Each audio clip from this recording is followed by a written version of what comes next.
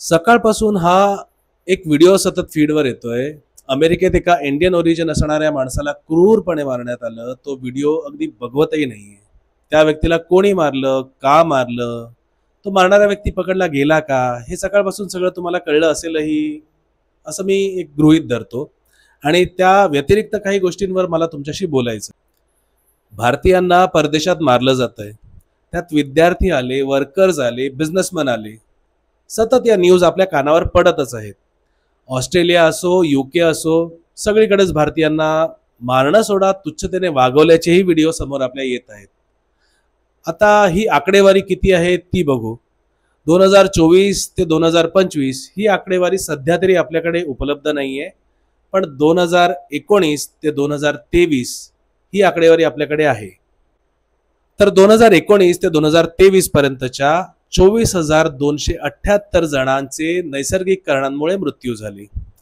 1,622 जण ऍक्सिडेंटमुळे मेले।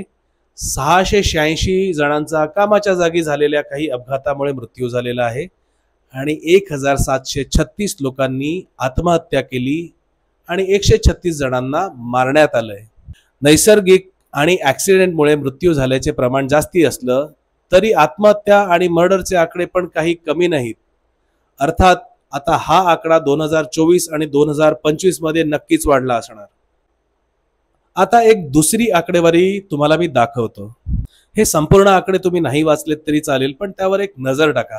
ही आकडेवारी आहे त्या भारतीयांची ज्यांनी त्यांची सिटिझनशिप सोडून ते बाहेर गावी आलेत, बाहेर देशी आलेत। थोडक्यात काय तर भारत सोडून परदेशी जाण्याची कारणं काहीही असली तरी तिथे भारतीय सुरक्षित आहेत का? जे त्यांना परदेशात जाऊन मिळतंय ते भारतात त्यांना मिळत नाहीये का? याविषयी तुम्हाला काय वाटतं हे नक्की आम्हाला कमेंट करून सांगा। आणि यूट्यूब चॅनललाही सबस्क्राईब करायला विसरू नका, कारण लवकरच लॉंग फॉर्मॅटचे व्हिडिओज सुद्धा आम्ही घेऊन येणार आहोत, ज्यात politics, health, tech, history, mythology असे सगळे डायव्हर्सिफाईड टॉपिक्स आम्ही कव्हर करणार। त्या व्यतिरिक्त बरीच सरप्राईज तुमची वाट बघत आहेत, त्यामुळे तुम्ही इंस्टाग्रामला फॉलो करा आणि यूट्यूबवरतीही हे चॅनल सबस्क्राईब करून ठेवा। लक्षात ठेवा, चॅनलचं नाव आहे दुर्बीण।